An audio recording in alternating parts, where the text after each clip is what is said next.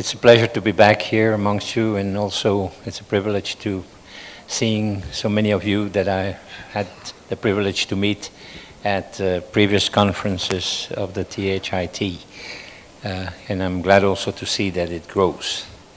And I can only hope that for future years that will be the same.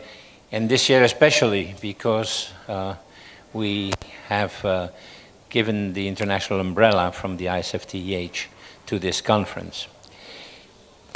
Allow me to update you about what's going on in Europe,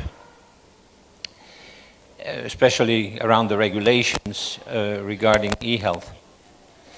First of all, you all know the configuration of the continent, and when you see in the dark blue the members of the Union, still 28, soon probably only 27, as you know.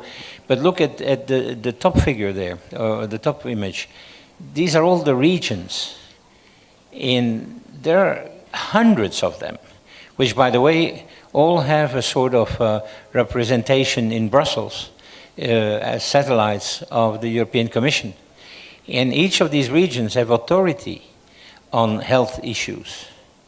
By the way, Europe has no authority on issues like social security. That is still fully the responsibility of each separate country.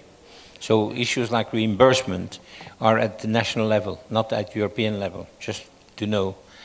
And then look at, it's not just the European Union, but some countries are then member of some other entities. And this is the structure. So you can see the complexity of all this.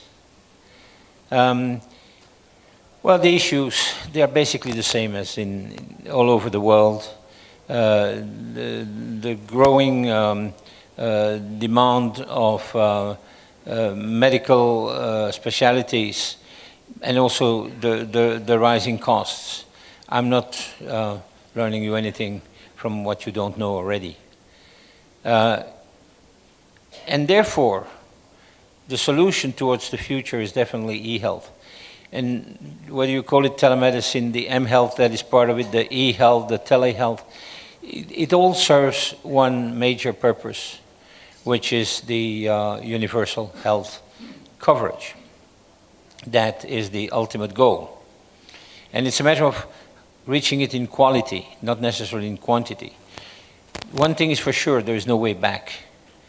We are condemned to use technology, but we have to learn to use it appropriately.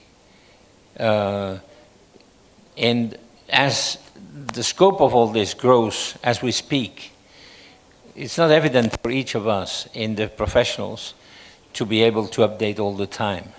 So we have to learn to use it, and the next generation will have that major task to do. And if it's used properly, it can be a wonderful world. So there are several rules and regulations already in the challenges. You have them here, and the goals as well. If we fit in that, and that's not evident because there's also politics mixed up with this, then I think we'll reach something.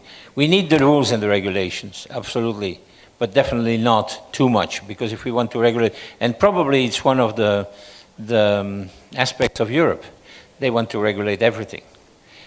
Too much, if you ask me. But let's be optimistic and believe that it will reach that. Why European cooperation? But then it's evident as well. You've seen that continent, if each country, and even worse, each region, does it its own way, it's going to be chaos. It is already to a certain extent chaos. But it needs to cross borders. Telemedicine eHealth is by definition cross-border. And don't forget that a continent like Europe, it's not only the 28 EU members, but it's even more. And with so many different languages, so many different cultures, so many different social systems. So it is important, not necessarily to copycat, but also to make sure that at least there is a basic cooperation. And you see here the rules and regulations which this is based on. Again, I'm not going to read all through this. I'm sure that these presentations will be accessible to you through the website of the conference, and then you can get out of there whatever you feel you need as information, either through the text or through the hyperlinks that we have put into it. And then there are several eHealth policies already existing, and this is not a full list, it can't be. And the European Union works permanently at it. It's important to know that they are ongoing, and some have reached already a mature level. Some others are still in the phase of working. And there is this European network that within which this materializes. And this is the evolution over the time frame of the connecting the Europe facility. The legal context and the implementation of it, because it's not enough to make the rules, you also need to implement them properly, and that takes time.